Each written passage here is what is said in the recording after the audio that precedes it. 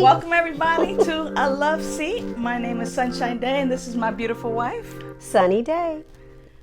Wow, so we have a interesting topic to talk about today in a couple of different areas. I know Baby wanted to talk about loss during COVID. I did. So, uh, well, it's interesting. COVID, I think, for a lot of people is like, at least for me, it's up and down. Like it's like a roller coaster.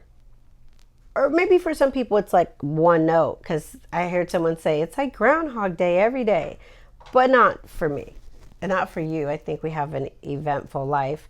So, my birthday was May 4th. I think you said last time that, the show was going to be in my birthday month. So my birthday was super fun. It was. I had a COVID, Sunshine had the first COVID birthday, and then I had the second COVID birthday in these parts. And I had so much fun. Like, I think people wanted to just party, but not. And so everyone showed up, and it made me so happy, and they were so happy, and I decorated. I mean, it was the bomb for a COVID party. And I hate calling it a COVID party, but under these circumstances. With social distancing, I mean, we had a Masks. tent up in the front, masks. We had chairs for people to sit far away from me so they could be with me. It was crazy. Drive-bys, honking. Oh, that was great. Even my mom and dad were like sitting on the other side of the gate, and so that was different, very different. And in spite of it. And you talked to your dad my duo. My dad was the first one to call me for my birthday. And then my brother called and he's like, yeah, we're here, blah, blah. And I was like, dude, download Duo. He's like, you want me to do it now? I'm like, yes, it's my birthday. Do it and call me back so I can see everybody. So he did. And my dad was so excited. My brother and sister both told me that he was like bugging them, like, call your sister, don't text her, make sure she hears your voice, you pick up the phone and you call her. And they were like, okay. And they just kept saying, Dad is so excited about your birthday. So that was on the 4th. It's a big birthday too. And milestones. She's the firstborn, right? Yes, so. I'm the eldest and the eldest. So now that was the 4th. So then on the 6th, on the 5th, the next morning, my dad's girlfriend said my dad had fallen and that he was being taken to the hospital and that it didn't look good. And my dad is like the $6 million man, meaning that he has had so many near-death experiences, like you could write a thick book. And he comes through, like he checks himself out of the hospital with neck infections and open wounds. And I'm out of here. He's like literally, they'll say he's in the hospital and then he'll call me talking about he walked home, like insanity. So when she said that, it was something different in her voice, because I lost it. I just fell apart, and I don't do that normally with my dad. I'm like, oh brother, what happened this time? But you just have these things. Something within knows, just knows. And it was something in her voice. I can't put my finger on it. But by the next day, by the 4th, that was the 5th. Yep. So the 6th. So she said you should come out. So I went the next on Wednesday morning, and he was still in the hospital. They said he had not gained consciousness. And that he was brain dead. God, thanks for leading me. What? Jeez. There's another thing. When you were telling the story, and I know when I share this, it might seem like I beat around the bush because it is a working up to. It's not something you can just go, oh yeah, and then my dad's dead. So forgive me. No, it's your process. I get it. It's so nevertheless, on the when I went out there, we gathered. You know, my sister drove out, and then my brother came, and we went to the hospital, and he never regained brain. He never got any brain activity. So, you know, still an emotional roller coaster, because you know, I don't think he's really gonna die. And it's interesting how the mind plays tricks, because they said they had to do an operation. The brain was swelling. They relieved the swelling, cut his skull, and that sounded hopeful to me, because he's the kind of guy who will, like, with part of his, like, skull missing, will be like, put the flap on it, like grab some grease or something to make it stay. Like, he's like that. Wrap it up tight and let's roll. So for him to be gone was just like, none of us were ready, obviously, for that. He fell. He hit his head.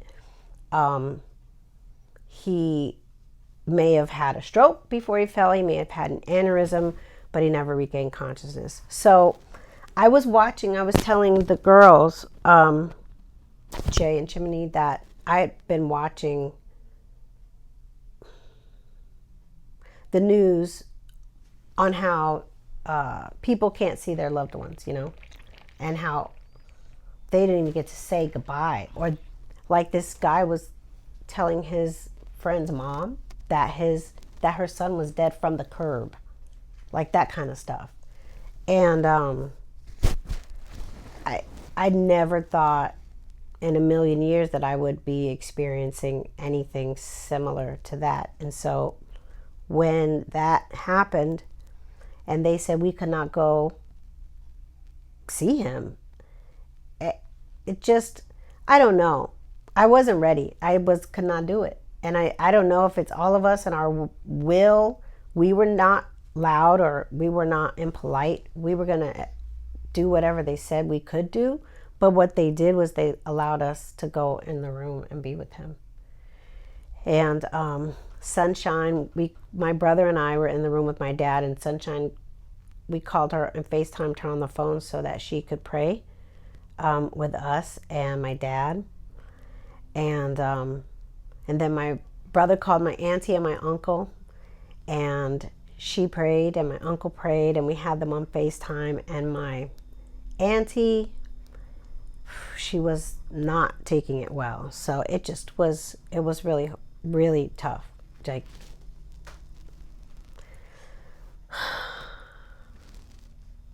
so for those people who've lost people, I get it. It is not something you could ever be ready for. So he's been cremated, and we're gonna, at a later time, the family's gonna get together and share his ashes with the sea. He was a merchant seaman and he loved the sea. So I have this little plaque that I'll share at the end, the little picture that I lost it freaking in the 99-cent store with the mask. I'm just like crying loud because I couldn't hold it in. And that's just part of grief. It just comes in waves. Sunshine loved my dad. Oh. My dad loved Sunshine. Yeah. Big time. So I was so grateful that she was able to pray with us through her tears and all that was coming up for you. Yeah, it was, it's, I was mostly happy that you and your siblings got a chance to be at the hospital with him, in intensive care, and just kind of knowing that not everybody could be up in there. And with the pandemic, it just really keeps people so separate and so far away from each other, that having this experience during this pandemic is unlike any other experience that we've ever had. Ever. And then losing such my dad. A monumental figure, which is, the patriarch and the father, You know, this is it's not something that is just like, oh, you know, such and such passed away, but you know, having that opportunity to like just be able to be there via video, um, you know, with you, and just the fact that you were able to have that, because so many people during this pandemic haven't had that opportunity to be in the hospital room with their loved ones, and We were really fortunate. They were yeah, so kind to us. That that I mean, just imagine, you know, my brother got to hold his hand. I got to hold his other hand. We got to kiss him and lay our head on his chest and hold hands with each other and speak to him and speak to each other. And that was such a gift. Like, it was more than a gift, because I still see people on the news who are not any they are not allowing them to, they don't even get to say goodbye. yeah, yeah. Some of them are finding out. Like, they call them and go, we want to let you know they're at home. And then, oh, don't bother coming. I mean, it's just beyond me. So my dad, you know, I have to say, if anybody, you know, if you need to get right with people and have your own come to Jesus moment, or forgiveness moment, or I'm sorry moment, now would be the time to do that. There really is nothing else that really should be stopping you. I had some of those moments, thank God, through the program. I'm sober, so is sunshine. So through, you know, working the steps, we've been afforded an opportunity to make amends and to come to terms with things and take responsibility for things. And because I was not deep in blame about blaming my dad or being a pissy little brat because of something that didn't happen 30 years ago. You know, I got to be past that and be present for my siblings in my own grief and be present in my grief. And yeah. So I'll end this portion with a couple of things. So Stevie Wonder has been a bit of a confidant for me a couple of times lately. When we were stuck in the airport for 2 days, and we finally were taken off, I called him while we were on the blacktop and was like, "Can you say a prayer? Because we are finally leaving, and I just really want everything to go smoothly." And da-da-da. And he took a moment and he prayed with me, and it was comforting. I just find comfort in his wisdom and in his heart. So I called him from the hospital and told him that, you know, my dad was on the ventilator on life support, and that he had no brain activity. And so he said a lot of things to me. We talked for a while, and one thing that I want to share, that I shared with my family and that he shared with me, he said, the most important thing that you can be is free. And I said, free? And he said, yeah, free from anything that would get in the way of love. And you have to imagine, hearing it in his voice just makes it more profound for me, because that's just for me. And it just, if I can share that with you, get free. And that means free of anything that would get in the way of you loving. So, and my dad, his name is Stanley, and he's like a freaking rebel. These are his shorts, and His camouflage shorts. these are his camouflage shorts. And you know, it's just, I'll leave you with this vision. If you can imagine a man, not much taller than me, not much bigger than me, and has been on what's that, dialysis for 10 years, has an embolism in his heart, um, and in his little scooter, there's a rabbit mode and a turtle mode. Kept it on rabbit mode, and he literally would ride down on rabbit mode down the street. You know those big streets like in Fontana that don't really have sidewalks? So he would go fast along the traffic down there until the thing ran out of battery, and then he would call my brother, and he would be miles from the house, just determined to just roll. He just wants to get out and just, where you going? I'm just out. I'm out. Like he about to do something. And he just rolling on rabbit mode in the scooter to the batteries, to, so I can say that he lived till the wheels fell off and the sparks were flying from the metal. From rabbit mode. From rabbit mode. So yeah. If you want to live to the fullest, stay healthy, you can do it. Yeah. Yeah. That was rough. Yeah, it's been a real struggle dealing with all the loss, because loss is major. We've been experiencing loss since we've been on lockdown, since March 18th or something like that, and the loss of a lot of our freedoms, the loss of being able to hug and embrace people that we love and care about, and being able to to go out and be at different places, and then to compound the loss of a loved one, of dad. I called him dad. To have that happen and not be able to do the things that we normally do once someone passes away, and be with family and embrace family and do all of that stuff. Like, there's the loss of that. Right. Compounded, and we're not the same. Like, we're finding ways in which to be in acceptance and be in love and be free in order to love, and yet what was once upon a time what we might consider our normal or the customary ways in which we would grieve. We're finding new ways in which to grieve, and new ways in which to be with each other by not being with each other.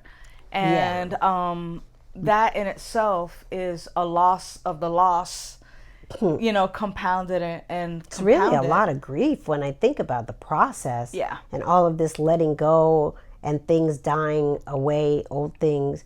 It could cultivate. Yeah. As well as it's painful.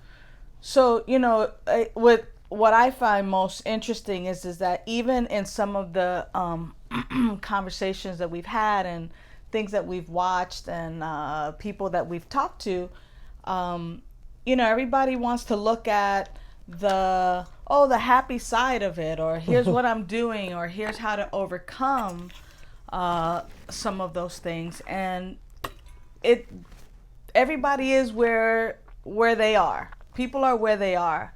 And I think that one of the things that's most important about grief, about loss, is that the only way through it is just through it. And that's nothing profound that's coming originally from me, as much as it is indeed the wisdom of the ages, and that we get an opportunity to feel the waves of loss, kind of like at the 99-cent store. Like feeling the waves of it and being with it, and yet knowing that it's not going to break me, but it's definitely going to bring me to my knees. It might bring you to your knees. It might bring us to, the ugly snot slinging cries and the wailing, and the gnashing of teeth, if you will, to that kind of depth, which, for us it has, and yet it's kind of like what society expects is that we put on our clothes and put on our happy face and go out to do life. And for the most part, we've done a little bit of both, and we get to navigate that kind of loss. And then, did you want to say something else about that? No, I thought of something though. Yeah. No, but I want you to go on to the next topic because Yeah, and okay, then I'll say it really quick. go ahead. Okay, so it just seems like people were like, I'm just looking at my family and my siblings, and like to what you just said, like having to make the being in this COVID thing, we've already had to kind of turn off our feelings in a way because we're helpless. Like we're looking to someone to tell us what to do and how to do it. So we're already numbing normal responses. We're already numbing a normalcy, our old normal. So in lieu of, because I have to say, when I saw people on the TV, it was a different kind of, it was a sad response, but it was something that I couldn't put my finger on, and was grateful that I wasn't experiencing it and really feeling for the people who were. And then it's like, okay, I kind of get it, because there's like not a desensitization, but it's almost like I'm going to fall apart. Grief's going to take you when it takes you, but when I'm alone, because then I can manage it. Then I am in control of it. But there's so little control under these circumstances that we're already being conditioned to respond in a certain way at the loss of our dad. Yeah. We're already in a different kind of response mode. So I don't know what the repercussions from that will be, but as a society, we're not, unless you're certain religions do, but as a whole Western society, we are over dramatic about death and loss. And through that death, oh my God, we have to, we have to go through what we do as American Westerners. We're more dramatic than some and less than others, but culturally we've had to, and that's I just feel there's a price going to be paid for that. Yeah, it's almost like muted, because you don't get to publicly gather at funeral parlors and things of that nature to mourn, yeah. which then gets compounded even further, of course, right?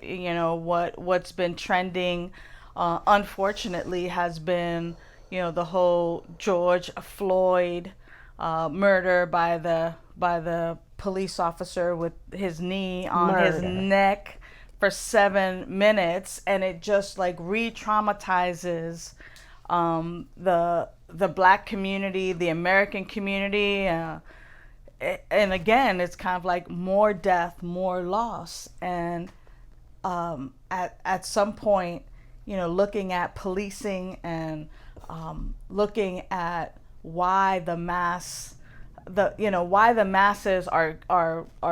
are stepping out now and are like, forget this social distancing. There's something the riots. Wrong. Yeah. There's something that needs to be said and that needs to happen now. And it brings me to mind to really look at where we are and how we're ready to like break loose from the status quo. Now you say that, but I have to say, last week there was a woman. When last week, a mother and her son. She was in her 60s. Her son was in his 30s, I think, and they were going back to Walmart, Target, I think, to pick up a TV that they bought earlier. Okay, so couldn't fit it in the car, got a bigger car, coming to get it. You know the deal, like you go to the exit place, give them your receipt, I'm here to pick up my TV. Well, the police had been following this man around the store, and when he headed back toward the front, where his mom was also, they brutalized them, threw them onto the floor with the force and brutality. I think they fractured her tailbone, the elbows, some kind of fractures and breaks. He lost teeth. They knocked his teeth out. I mean, It was, and she was screaming so loud. It was so hard to listen because she thought that her son was going to die right then and there. Right then and there. Like she was going to be being oppressed, foot in her back, watching her son die. And so when you say that we are, tired of it, and this is, it's kind of like, okay, but that is a separate thing. Like that's the pandemic. That's the virus. Okay, go ahead. That kind of thinking and mentality. Is that what you're saying? Yeah, because it's like, it's like what they call what don't die, they multiply. What is it? Baby's Roaches? kids. Baby's kids. Baby's kids. And it's like, it just begats. The COVID can't touch the virus of ignorance and racism. And hatred. Mm-hmm. So, yeah, sorry, but it's kind of like, yeah. I mean, and I think for me, like, that's why it's important for us in this time. So, like, not making light of anything, dealing with loss, personal loss, and then dealing with public loss. Because, true, I don't know George Floyd or this mom and son, but I know them because they're other human beings, and when human beings kill human beings, it reminds me of that one movie of Planet of the Apes. Planet of the Apes, where the apes broke the cardinal rule. It was like ape, no kill ape. Like that is just, we don't do that. So hard when they said that. Oh my God. Ape, no kill ape. And this is like, wow, like humans don't kill humans. Like, how do we do that? How do we abuse one another? And that compounded loss really can leave people feeling super, super hopeless. And I don't know who enjoys feeling hopeless. And when the headlines is filled with coronavirus or the virus of racism and hatred in the U.S., there is some hope that is absolutely necessary and needed. And I think that that's exactly when a lot of people turn to their faith. A lot of people turn to spirituality. A lot of people turn to anger or protesting on the streets or calling for justice. Mm-hmm. I mean, whatever it is, I think that because we've been sheltering in place and feeling stifled, that finally this combination of what's happening in our society today is really about, we need to have a voice. This needs to stop. We can't afford to have other black men and women murdered and senselessly killed on the streets anywhere in the world. And true enough, people will be like, well, not just black people, but everybody. No, but what I'm saying is black people, period.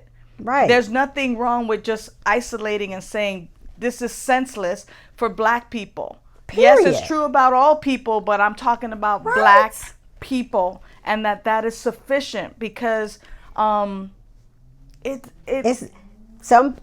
Go ahead. Right. Go when ahead. people say, so when people answer back, Blue Lives Matter, too, then you don't get it. And when you say all lives matter, you don't get it.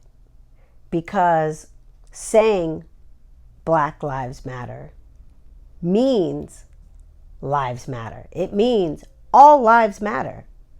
It just means that. But we're saying Black Lives Matter because it's disproportioned, but it's never to negate anyone else. And it's just a distraction and a sidestep to bring up, to respond and say something else. Oh, Blue Lives Matter or Chinese lives matter. Yes, all lives matter. That's why Black Lives Matter. If all lives mattered, we wouldn't be saying Black Lives Matter. but still, it's just not understood. I guess I don't see what's so hard to understand about there's a people in America that are oppressed, that are treated inhumane, that have been and still are treated like they are not human beings in this America. It just is. It's not anything you have to defend or get. It just is a fact. It's a fact. Let it be a fact and then go from there. But don't try to negate it or well, maybe, well, you're just, and but it's not the race card. Oh, don't do that. Just understand the fact is a fact. And say, I'm sorry, or that's awful. Right. Or I see you. I hear you. I see. Nobody likes to be, I don't like to, let me just put it, I don't like to be in any controversy or, cause upset. I am more of the peacemaker and I'll always try to make nice. And yet, even in that, there's this huge sense of trauma and loss, because when people die, whether it's from the virus or from a health condition or because they've been brutally murdered at the hands of another human being, it's important for me to find that place within me that recognizes my own prejudices, my own biases, my own judgment, and that a courageous conversation gets to be had. I mean, you and I talk about this stuff all the time. We agree, but I'm a little more hot-headed. But we agree that that there are certain principles that are, and they're spiritual principles that keep us grounded in a truth about humanity and Right. our existence as spiritual beings having a human experience. Yeah, and not to bypass, not to spiritually, whitewash and get all kumbaya, but at the same time, I get to recognize that I have a part to play in this. In other words, what's in my consciousness that this continues to happen and that this continues to occur.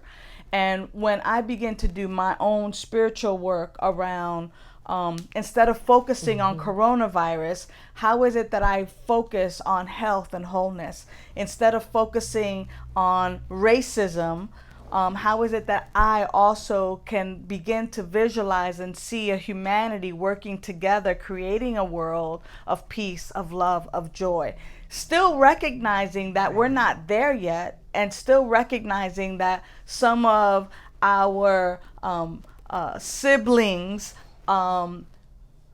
who are in a privileged position still need that help and guidance to understand our oneness, and that there's no need to be afraid of a black man or black people or brown people, and that we are one people. Like, I need to be able to see that for myself, and then encourage and help and guide others to see us as one humanity, as one human race, Right. so that we can stop this senseless killing of one another.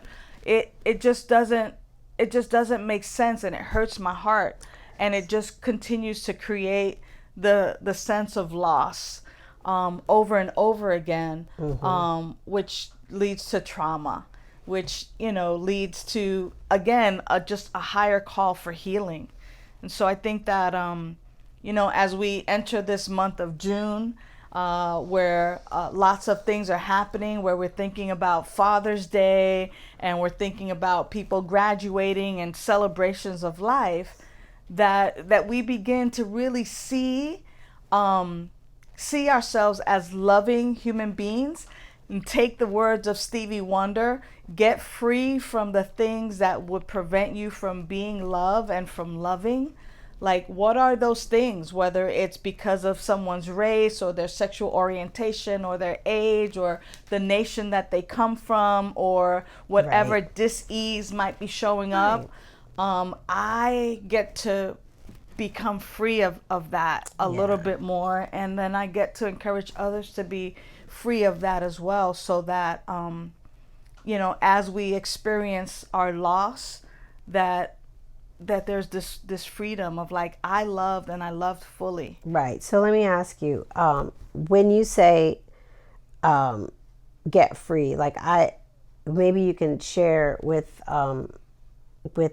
those folks. There are people who I usually do my prayer. I do a morning prayer at 8 a.m. and then I do a 12 o'clock meditation, and those things keep me very grateful. And this morning, when one of the practitioners was praying, there was so much pain in her voice, and sadness and conviction, and commitment to peace and love, and coming from that place in the face of it. But if I don't know what you mean. Yeah. I do, So, but so for me, what I mean about being free, or when I hear the words of Stevie, be free or get free from anything that blocks you from love. What that means for me is I get to look at myself and then ask, who is it that I'm not loving right now? What is my judgment there? What is my prejudice there? Like, what is my resentment? and why do you want to do that? Like, why do you want to do that? Because if I'm going to be free in order to love, see, love is always the answer, right? Sounds good. Love is always the answer. But how, I have to have a love of humanity, and a love even for the person who commits the murder. Like, I have to love in order to be able to sit at a table and find resolution, and be able to move forward. And it's a big task. I mean, it's not for the cowardice, it's not for the weak. To love is actually courageous. And it takes a lot. So I get to look at my resentments, like, what is keeping me from loving? Why do you want to be free? Why? I ask you that because there are some people who, I can't live my best life. They just live in here, and it's just I can't chaotic. live my best life. I can't live my best life without freedom.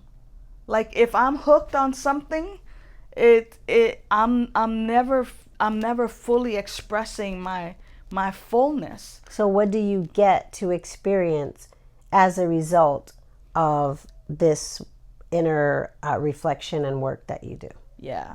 So it's the freedom. So what does it look like? Does it mean you walk around pissed off, or you walk around happy, or you walk around right-sized and I walk around in the joy that I am, because the truth is, for me, is that joy and love and peace is actually who I am. That anger releases toxins in my body. I don't want to be angry and have that's toxins. A whole nother talk show. Yeah, that's a whole, yeah. I mean, like, that is self-killing, if you will. To be pissed off and rageful. Yes, I could be upset, I could be hurt, all of that, and deal with that, and grapple with that. But to be free means that I'm not hooked, meaning that the wind blows the wrong way, but I'm so pissed and I'm so resentful and so hooked that it's taking me that way, instead of me living the life over here that I'm to live with that freedom, with that power, with that joy.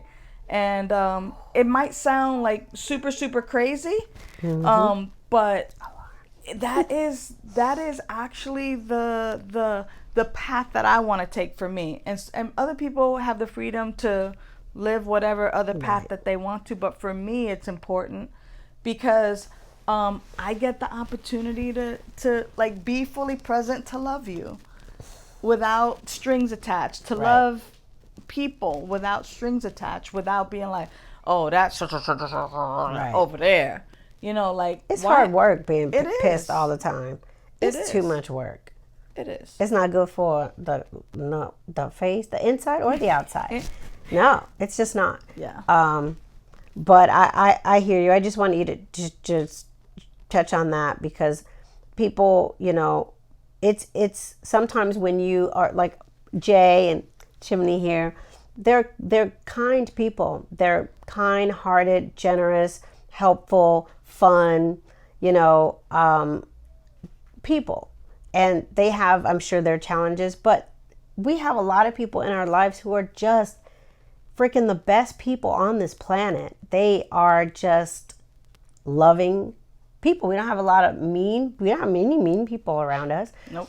And like it's Mayberry up in here, you know what I'm saying? Not really. Not, yeah, kind of Mayberry, because even through our challenges, we can still sit here, and hold hands. So, I think what I'm saying is that there are a lot of people out there who don't know that.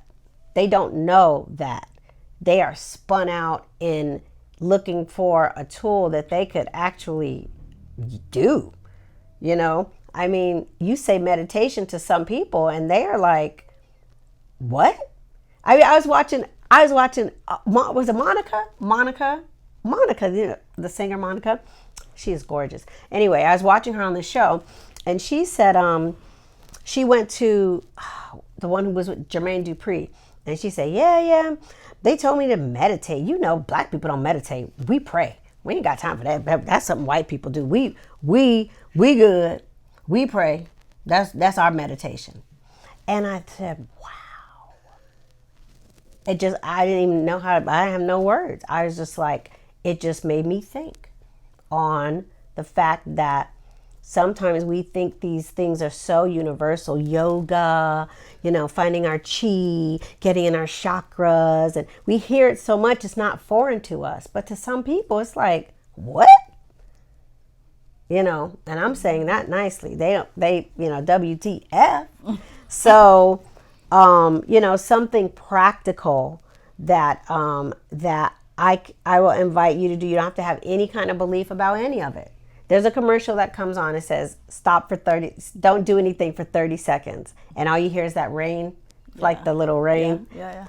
Every time I hear it, and I stop. And I stop mostly because I stop and I just imagine other people who are not used to it, who's like, I don't meditate, da. They're somewhere there in their kitchen and they hear that commercial and they just stop and breathe. And then they resume. And so I always have that vision of like somebody who's like would never stop to meditate or any of that, just as doing it because, so that commercial runs a lot. I love it. Yeah. But yeah, you could just pause and that would be sufficient. Mm-hmm. Pausing prevents a lot of dumb things from happening. That was a good pause right there. Well, beloveds, I think on the other side of loss is love, and that love is indeed the answer. And I certainly love you, babe. And love gets us through the loss, even just a little bit at a time. It's just being super patient. And so, just remember to be gentle with yourselves, and to talk to people that you trust and begin to have a practice for yourself that helps to relieve you from some of the heaviness of this time that we're in. I got something for the couples. Yep. So another talk show, 2 talk shows ago, and we'll pick back up on that on another show, perhaps on the next one. But Sunshine and I have been, finding new ways to communicate from 2 places on our property. And I invite you, whether you are have 2 wings, the west wing and the east wing, or you have a 600 feet square bungalow. I make tea for her and simple things like that. Giving someone a glass of water who's irritating you, or just, just doing something simple for the person that you're most irritated with. If you can't get away from them, it will soften your heart and create avenues of love. Not saying y'all gonna be like, okay, it's all good, but just the simple act. And it brings me so much joy to make these natural teas and share it with her, that it just creates avenues, opens avenues of love. So I invite you to do that. If you're pissed with somebody, make them a cup of tea. So it's tea time, y'all. Until the next time, we love you so much. Please remember to subscribe, follow, and like us on all of our social media channels. The link is in my bio. And in mine too. Sunnyday88 on Instagram. And a LOVESEAT on Instagram. You can just go straight to the page. Straight to the page. All right, till the next time, we love you. Mwah. Subscribe.